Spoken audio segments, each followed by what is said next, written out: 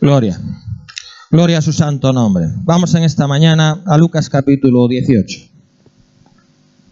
Lucas capítulo 18 es una parábola muy conocida y vamos a meditar en ella un día más.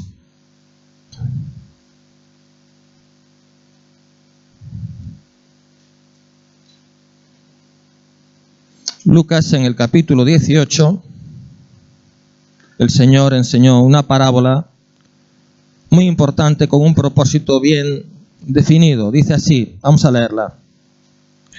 Dice, también le refirió Jesús una parábola sobre la necesidad de orar siempre y no desmayar. Es decir, el propósito por el cual el Señor enseñó esta parábola fue el de orar ¿cuándo? Siempre, no algunas veces, no cuando me apetezca, no cuando tengo necesidad de orar. ¿Cuándo? Siempre. O sea, de que la oración sea un hábito, el hábito más importante de nuestra vida. El hombre dicen por ahí que es un animal de hábitos, ¿verdad? Hay muchos hábitos por ahí. Hay quien tiene el hábito de dormir la siesta, ese es un hábito. Y nada más acabar de comer, sagrado. Venga la siesta. Yo cuando hice el servicio militar, si me permitís la anécdota, no podía dar crédito. Cuando hice la academia, fui a la academia en Madrid, en verano, eso sí, hacía un calor muy fuerte. Y cuando voy viendo el horario, siesta. Después de comer era obligatorio irse a la cama 1 hora. Si no, te podían arrestar. Digo, mira, increíble. Si viene el enemigo en esa hora, nos coge a todos dormidos, ¿no? Es increíble. Ese es un hábito como muchos otros hábitos. Bueno, pues el Señor quiere que la oración sea un hábito en nuestras vidas. Y por eso enseñó esta parábola sobre la necesidad de orar siempre, y luego que añade ahí, y no desmayar, y no desanimarse, y no venirse abajo. Muchas veces uno se desanima porque no ve el fruto, porque no ve el resultado, porque ora y parece que Dios no oye, y vienen un montón de pensamientos. Bueno, y quizás a mí que me va a oír, o qué sé yo, soy demasiado insignificante, o tengo fallos, o lo que pido es incongruente, y uno no ve respuesta de forma inmediata y uno deja de orar, y uno se desanima o uno desmaya. Por eso el Señor enseña esta parábola. Vamos a leerla.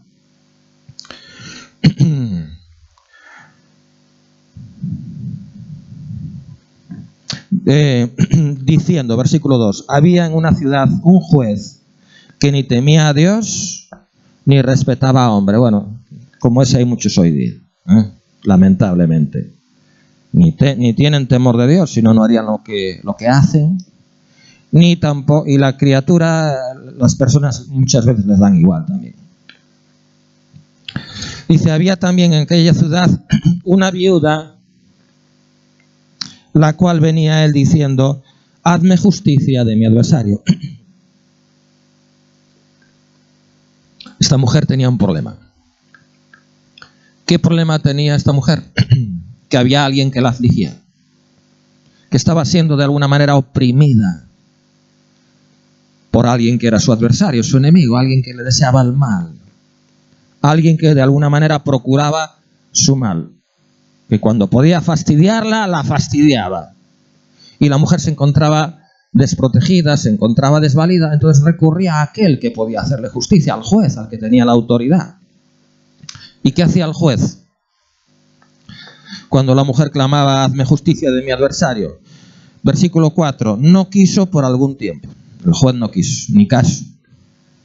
Pero después de esto dijo dentro de sí, pensó el juez, aunque ni temo a Dios, ni tengo respeto a hombre, sin embargo, porque esta viuda me es molesta, ya me está fastidiando con su insistencia, le haré justicia, no sea que viniendo de continuo me agote la paciencia. Y dijo el Señor, oíd lo que dijo el juez injusto. Versículo 7, ¿acaso Dios no hará justicia a sus escogidos que claman a Él día y noche? ¿Se tardará en responderles? Os digo que pronto les hará justicia. Pero cuando venga el Hijo del Hombre, ¿hallará fe en la tierra? Esta es la parábola de la viuda y del juez injusto. Con ella el Señor pretende enseñar y motivar a orar siempre y no desmayar, a que la oración pueda ser realmente un hábito. Bueno, una cosa sí promete el Señor, que cuando uno ora de esta manera, cuando uno ora sin desmayar, cuando uno se para en la brecha y dice hasta que, como dijo Jacob, ¿os acordáis? No te dejaré si no me bendices. Cuando peleó toda la noche con el ángel en oración y el ángel le decía, déjame ya, que raya el alba. Dice, no te dejaré si no me bendices. Es decir, no voy a dejar de orar, no voy a parar hasta obtener la respuesta. No me voy a rendir. Cuando Dios ve esa actitud ya sabe que tarde o temprano, en su tiempo señalado, la respuesta va a venir. Ahora bien, si esta viuda estaba afligida por alguien que la oprimía, un enemigo en el ámbito natural, ¿no? Nosotros podemos tener, o tenemos seguramente, enemigos que nos oprimen. Puede ser nuestra propia carne, nuestra naturaleza corrupta. Muchas veces es la causa de que nos sintamos oprimidos.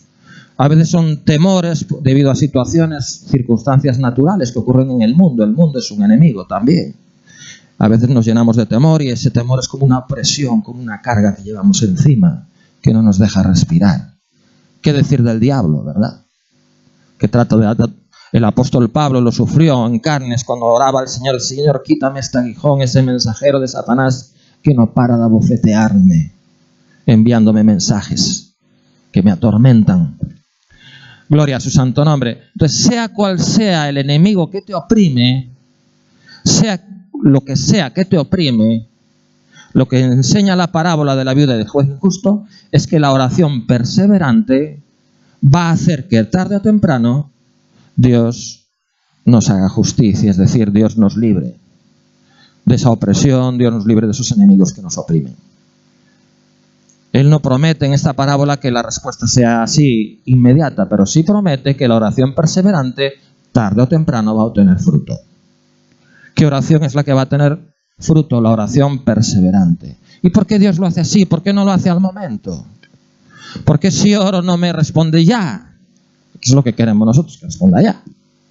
¿Cuál es la razón? Bueno, aparte de que el Señor le interesa que en nosotros se cree el hábito de la oración, hay una razón muy, muy importante. Dios todo lo que hace es porque tiene un motivo. ¿Qué motivo poderoso tiene aquí el Señor para hacer las cosas de esta manera? Porque Él le gusta responder, pero después de que uno ha estado orando de forma insistente y perseverante. ¿Por qué Dios quiere hacer las cosas de esta manera? Y no responde así a la primera de cambio. La respuesta, como siempre, está en la palabra. Fijaros lo que dice el versículo 8. Ahí está la respuesta de por qué el Señor lo hace de esta manera. ¿Por qué no responde de forma inmediata como muchas veces nos gustaría que lo hiciera? A veces puede responder de forma inmediata, pero otras veces le gusta ver nuestra perseverancia, nuestra constancia, nuestra insistencia, nuestra disciplina en la oración. ¿Cuál es la razón? Versículo 8. Cuando venga el Hijo del Hombre, ¿hallará fe en la tierra? Hallará el tipo de fe que surge como consecuencia de la oración constante y perseverante. La oración constante y perseverante te pone en contacto con Dios, de tal manera que eso va a producir en tu vida el fruto de la fe que Dios quiere. De otra manera es imposible. Orando un día una vez, viniendo un día a la iglesia y haciendo una oración, así no se produce la fe que Dios quiere que tengamos. La fe que Dios quiere que tengamos se va a producir ¿cómo? Estando de rodillas, orando siempre. ¿Cómo se va a producir esa fe? Cuando la oración sea un hábito. Nuestro ejemplo perfecto, ¿quién es? Es el Hijo de Dios. Alguno podría pensar, hombre, él seguramente no tendría mucha necesidad de orar. Pues era el que más oraba. Dice que buscaba siempre la oportunidad de ir a lugares desiertos, a veces se pasaba la noche en oración, a veces lugares desérticos, pero siempre, siempre, siempre oraba. Antes de hacer nada, antes de que el Padre, a través de él, hiciera los milagros o las maravillas o predicara el mensaje que fuera, antes de eso, ¿qué hacía? Orar. Buscar la oportunidad de estar a solas con el Padre y orar. Y era el Hijo de Dios. Si Él tenía necesidad de hacer lo que era el Hijo de Dios, ahora nosotros. ¿Ahora nosotros qué? Gloria a su santo nombre.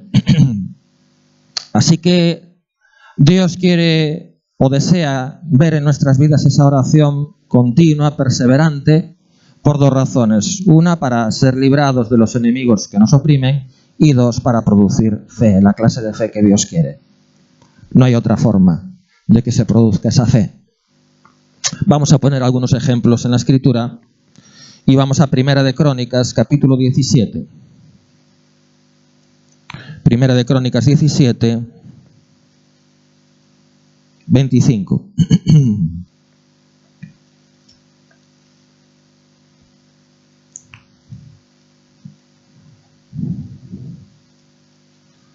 En Primera de Crónicas 17, 25, es David el que habla y dice, el rey David, porque tú, Dios mío, revelaste al oído a tu siervo que le has de edificar casa, por eso ha hallado tu siervo motivo para orar delante de ti. Dios le reveló a David cuál era su propósito, era edificarle casa. Y entonces David, ¿qué dice? Bueno, desde la promesa hasta el cumplimiento, durante todo ese tiempo, ¿qué voy a hacer yo? Orar. Orar. Y orar hasta que venga el cumplimiento. O sea, uno no está, Dios me prometió, me cruzo los brazos esperando. No. Uno tiene que estar orando y dice, ya tengo el motivo, la razón por la cual voy a doblar mis rodillas. Para que se cumpla lo que tú me prometiste. Es decir, esto es un trabajo en equipo. Sí, al final Dios es el que hace la obra, pero uno tiene que hacer su parte. Y la parte de uno es orar. Cuando uno sabe y conoce cuál es el plan de Dios, cuál es el propósito de la voluntad de Dios, uno ya sabe de qué o por qué tiene que orar. Porque si algo pedimos conforme a su voluntad, Él nos oye. Y si Él nos oye, tenemos las peticiones. Entonces, en el momento en que uno conoce y entiende cuál es el propósito de su voluntad, ya sabe uno de antemano por qué tiene que orar y ya sabe que esa oración va a tener respuesta. Ahora, si uno no ora, dice, no recibís porque no pedís. Uno tiene que orar, uno tiene que hacer su parte para que Dios haga la suya. Esto lo enseñó el Señor cuando resucitó a Lázaro. Le dijo a la gente quitar la piedra. No era ningún problema para el Señor decirle a la piedra, apártate, pero ahí enseñó claramente que hay una parte que es nuestra. Para que Él haga su parte, nosotros tenemos que hacer nuestra parte. Y nuestra parte es la oración perseverante. Esa es tu parte y esa es mi parte. ¿Por qué Dios no hace su parte? Porque está esperando que tú y yo hagamos la nuestra. Esa es la razón. Vamos a leer un texto paralelo en 2 de Samuel. 2 de Samuel. Capítulo 7. Por alguna razón, Dios recoge el mismo pasaje en dos lugares en la Escritura. 2 de Samuel, capítulo 7. Esto quiere decir que es cosa firme de parte de Dios. Cuando el mismo texto, el mismo pasaje, se recoge en dos libros, en dos lugares distintos en la palabra de Dios. En Primera de Crónicas, pero también en 2 de Samuel. En 2 de Samuel, capítulo 7, ya digo que son pasajes paralelos. Vamos al versículo 27.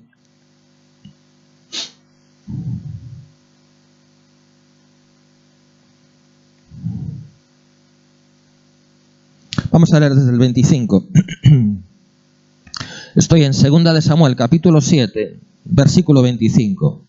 Dice David, está orando, dice, ahora pues, Jehová Dios, confirma para siempre la palabra que has hablado sobre tu siervo y sobre su casa, y haz conforme a lo que has dicho.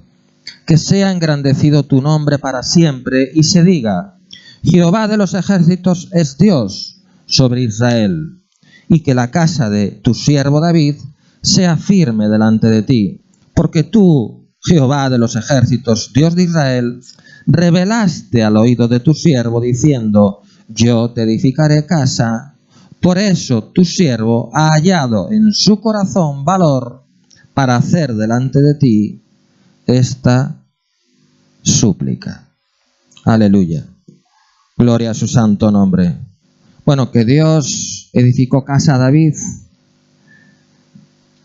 fue un hecho porque, por ejemplo, en Lucas 1:32, luego volvemos a este pasaje, no lo perdáis. Os leo un momentito Lucas 1:32.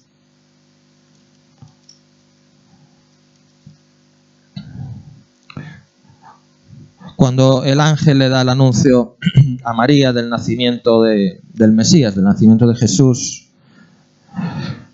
En el versículo 30 el ángel le dijo: María, no temas porque has hallado gracia delante de Dios, ahora concebirás en tu vientre, darás a luz un hijo, llamarás su nombre Jesús. Y ahora dice el 32, este será grande y será llamado Hijo del Altísimo, y el Señor Dios le dará el trono de David, su padre. El Señor Dios le dará el trono de David, su padre. Fijaros si Dios edificó la casa de David, si Dios cumplió lo que prometió. Hay reyes que ahí se terminó. No hubo descendiente que pudiera seguir su linaje según la carne. Pero en el caso de David, su linaje, su descendencia continuó en Salomón y luego sucesivamente hasta llegar al mismo Señor Jesucristo, hasta el Mesías.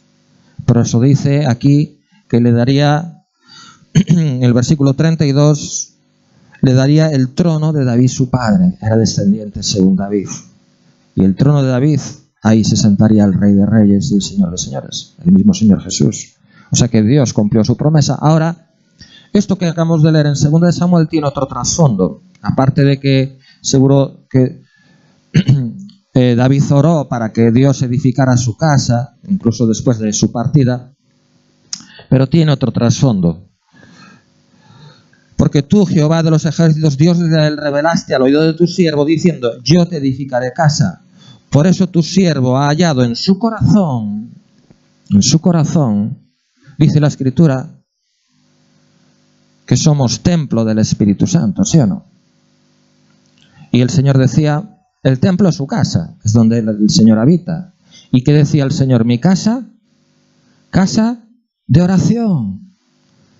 Así que estoy a la puerta y llamo. Si alguno oye mi voz y abre la puerta, entraré y tendré comunión íntima con Él. ¿Cómo tenemos comunión íntima? Cenaré con Él y Él conmigo. ¿Cómo se establece una relación de intimidad con el Señor? Si no es a través de la oración. Decirme cómo. Solamente a través de la oración. Mi casa, casa de oración. ¿Dónde quiere habitar Él? En su templo, que es nuestro corazón.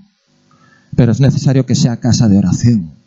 Y aquí en el 2 de Samuel, capítulo 7 y versículo 27, tu siervo ha hallado, la palabra para hallado, en hebreo es matzah, se pronuncia así, matzah, y significa que uno ha obtenido el deseo, que uno ha obtenido aquello que deseaba, lo que significa la palabra hebrea matzah.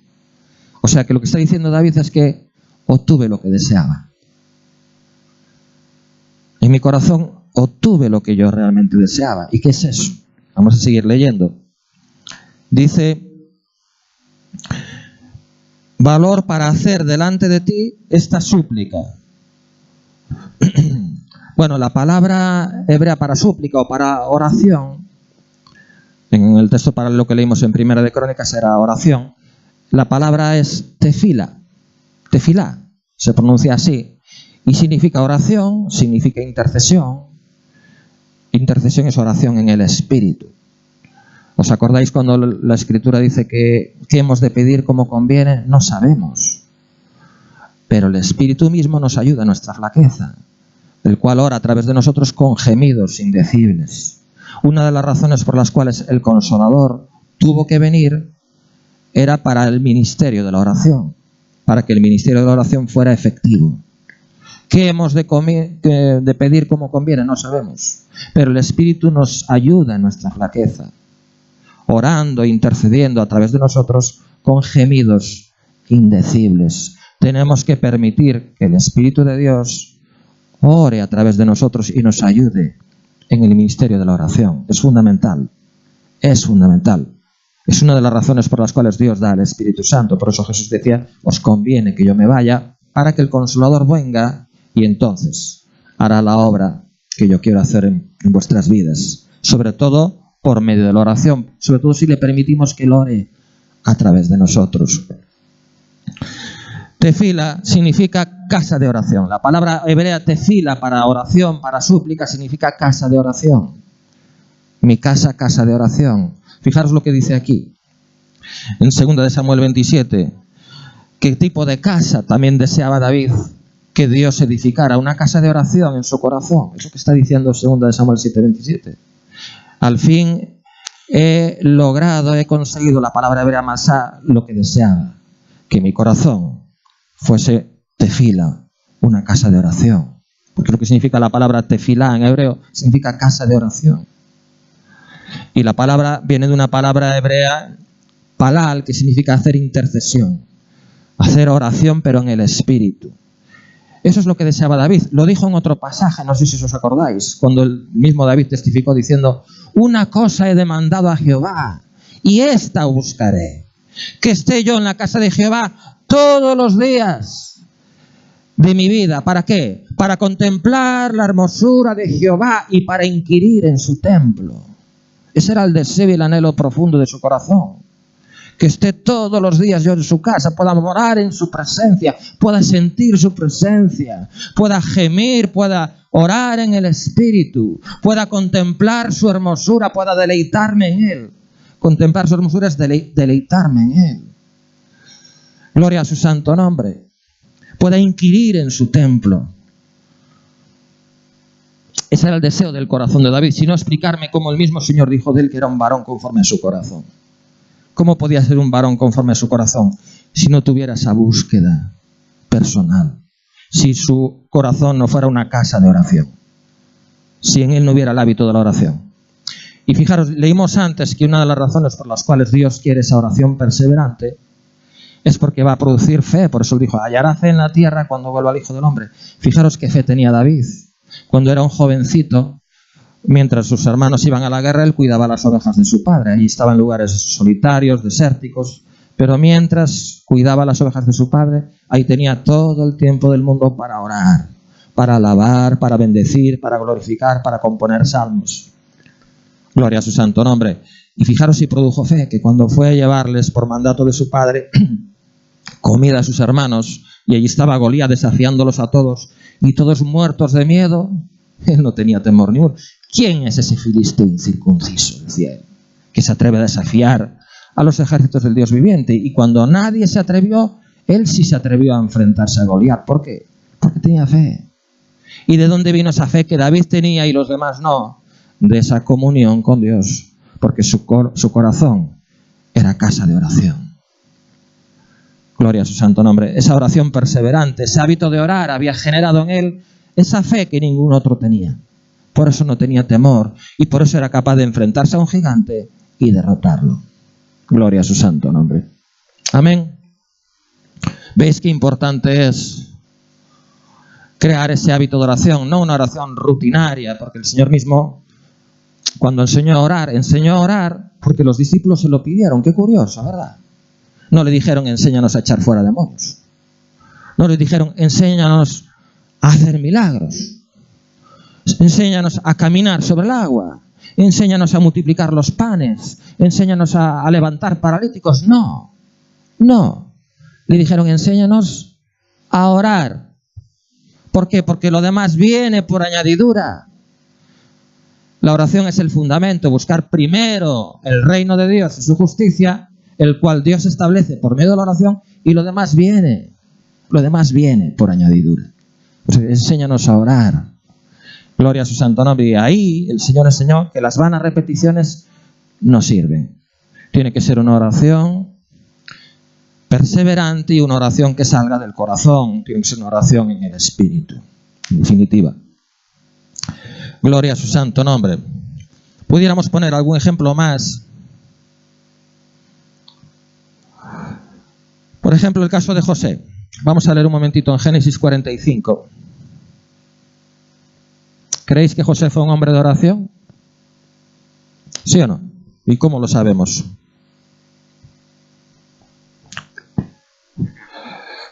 Al igual que David, ¿José entendió cuál era el propósito de la voluntad de Dios para su vida? ¿Sí o no? Sí. ¿Y cómo lo entendió?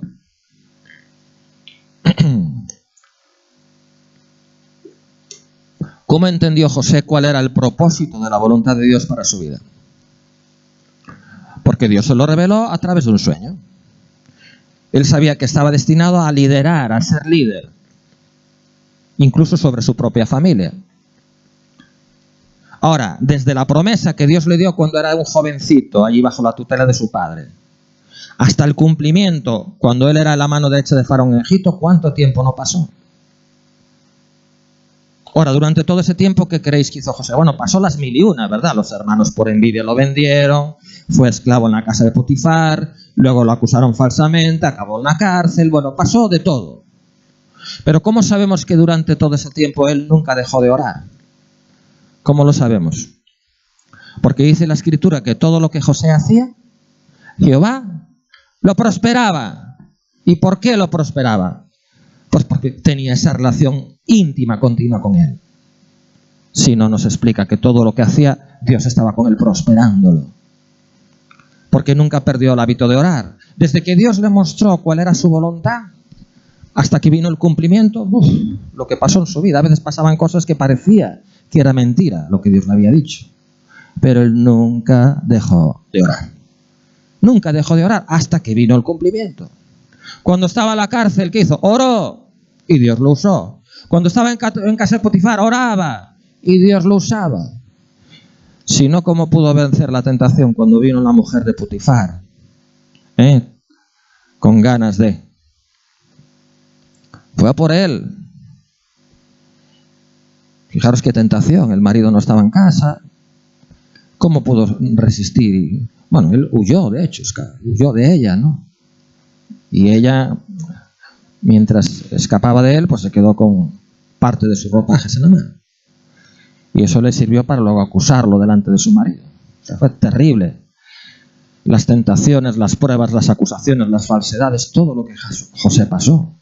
Pero ¿qué fue lo que lo sostuvo en medio de tanta tribulación y de tanto problema y de tanta falsedad y de tanta prueba? La oración. ¿Qué fue lo que lo sostuvo? La oración. Y fue precisamente a través de todas las vicisitudes que él pasó que se cumplió lo que Dios le prometió. ¿Por qué se cumplió? Porque nunca dejó de orar. Si él hubiera desmayado, quién sabe lo que hubiera pasado.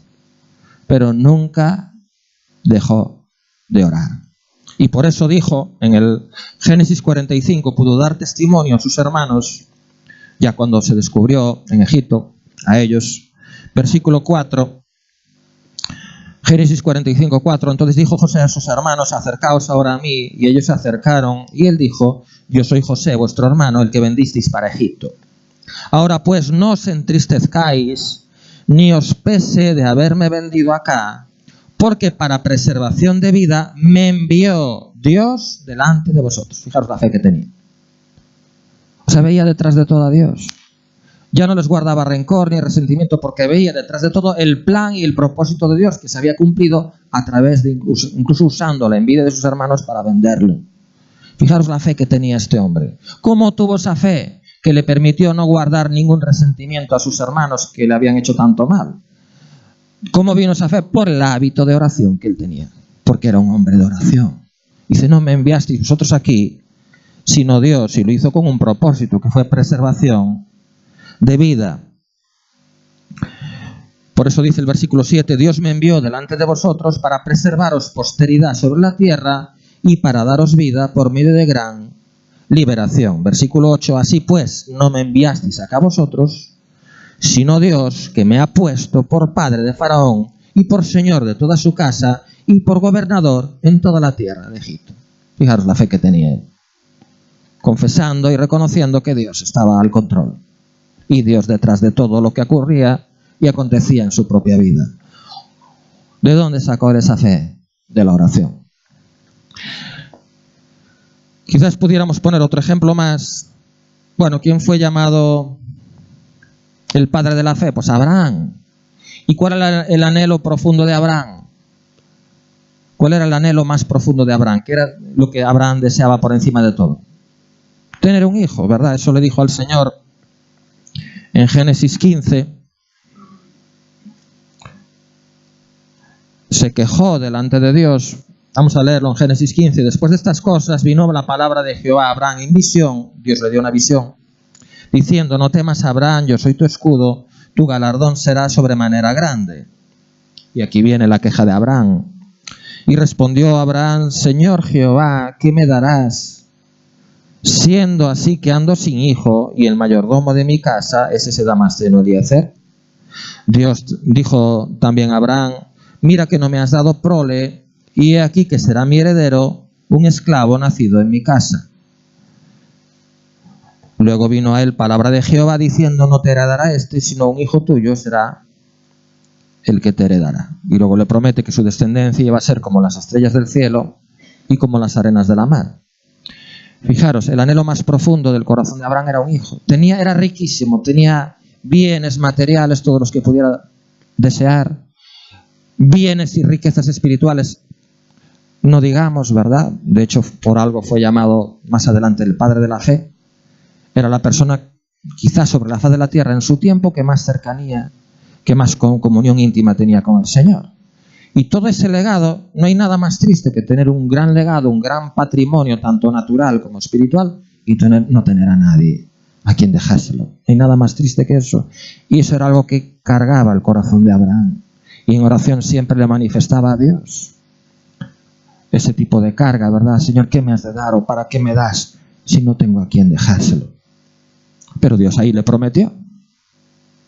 No va a ser ese Damasceno, va a ser un hijo tuyo.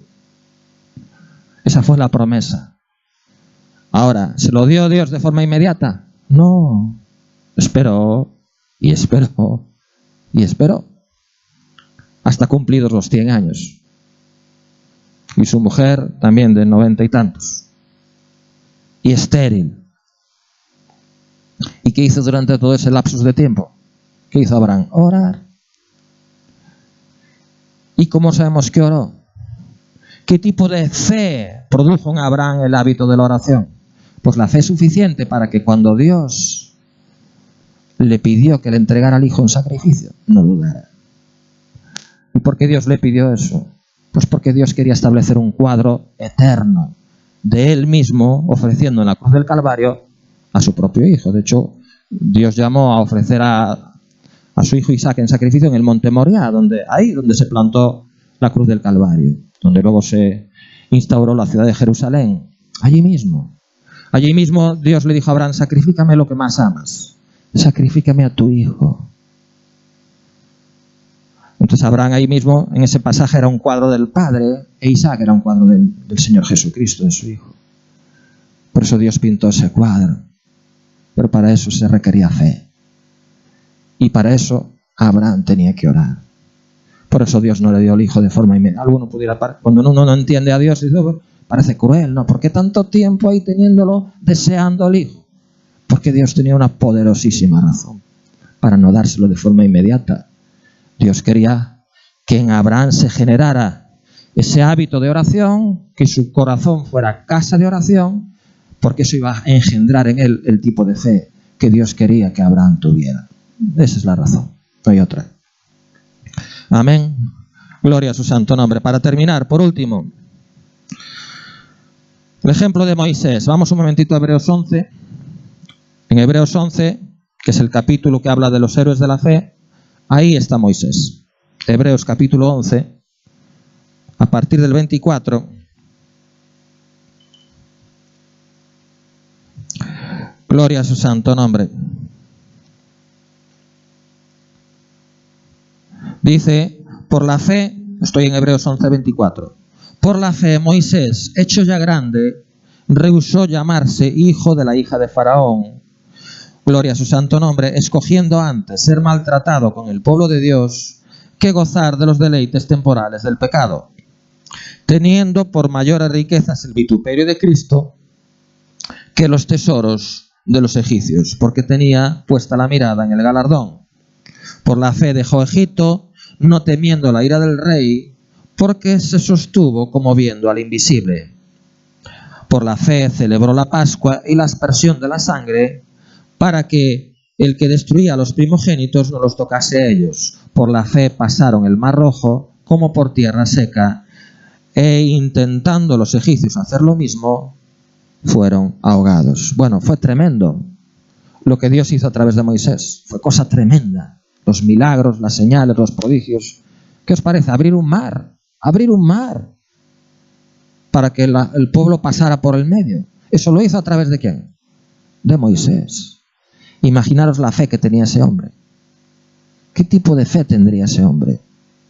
Un hombre que veía a Dios prácticamente cara a cara. Un hombre que se pasaba 40 días en la cima de un monte, en oración y ayuno. El mismo que escuchó la voz de Dios y que grabó en piedra los 10 mandamientos, la Torá, que luego él trajo para el pueblo. El mismo al cual Dios le mostró cómo tendría que construir al detalle el tabernáculo mosaico, que era un cuadro, un tipo, una figura del Señor Jesucristo. O sea, ¿qué tipo de experiencias, qué tipo de fe tenía este hombre? Ahora, ¿cómo Dios preparó a Moisés? Moisés vivió 120 años y su vida se dividió en 3 partes. Los primeros 40 años en Egipto, como príncipe. ¿Por qué Dios diseñó así, digamos, el plan de vida para Moisés? ¿Por qué los primeros 40 años? No fue casualidad que lo recogiera la hija de Faraón y lo educara como príncipe. Ahí estaba el plan y el propósito de Dios desde el primer minuto. ¿Por qué? Estamos hablando del Egipto donde se construyeron las pirámides, una de las maravillas del mundo. Egipto era un país pionero en astronomía, en matemáticas, en ciencia, en jeroglíficos, en escritura, en todo. Y Moisés como príncipe fue instruido. Dios quería a alguien preparado para luego liderar a un pueblo muy numeroso. Había que construir el tabernáculo, había que elaborar leyes, había que juzgar a la gente, había que hacer muchas cosas. Había que estar preparado en leyes, en escritura, en todo. 40 años como príncipe, siendo instruido, recibiendo la mejor instrucción que podía recibir en aquella época. Luego ya sabemos lo que pasó, mató al egipcio, huyó al desierto, 40 años, los siguientes 40 años de su vida en el desierto. Ahí encontró mujer, se casó, su suegro era Jetro, era un sacerdote, era un hombre con un gran discernimiento espiritual. ¿Y qué hacía Moisés? Pues pastorear las ovejas, siendo un pastor de ovejas, en lugares desérticos, en lugares solitarios, lugares propicios para la meditación, para la oración. Y ahí fue donde precisamente tuvo el primer encuentro serio con Dios, en el pasaje de la zarza ardiente, cuando Dios se le apareció y habló con él. Y le manifestó el propósito, lo que Dios quería que hiciera, ¿verdad? Que fuera el líder, que volviera a Egipto, que liberara al pueblo. Y que Dios iba a estar con él, iba a hacer cosas como hizo, cosas tremendas a través de él. 40 años lo preparó en el desierto. 40 años de oración en un desierto. Lugar solitario, lugar inhóspito. Ahí Dios lo preparó. Seguramente todos los días él tenía comunión con Dios, él oraba a Dios. Y seguramente en sus oraciones nunca faltaba. ¿Por qué mató a aquel egipcio? Porque se la jugó. Él tenía todos los privilegios como príncipe, pero se la jugó. Porque si lo coge el faraón lo mata. Mató a un egipcio para defender a un esclavo. ¿Por qué? Porque en su corazón tenía carga por su pueblo. Él sabía cuál era su origen. Y no le gustaba para nada ver cómo su pueblo era maltratado, injustamente era oprimido, era esclavizado. Y su oración continua delante de Dios era: Señor, trae liberación.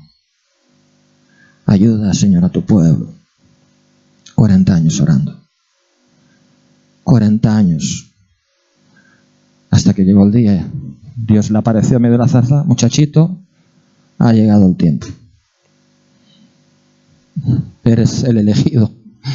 Y claro, ahí quizás cuando Moisés oraba durante tanto tiempo, lo que menos esperaba él, ya con 80 años, es que fuera él. Cuando se sentía con 40, lleno de plenitud y de fuerza, a lo mejor él pensaba que podía ser él, pero ya con 80 como que no. Y le puso todo tipo de reparos al Señor, pero al final fue.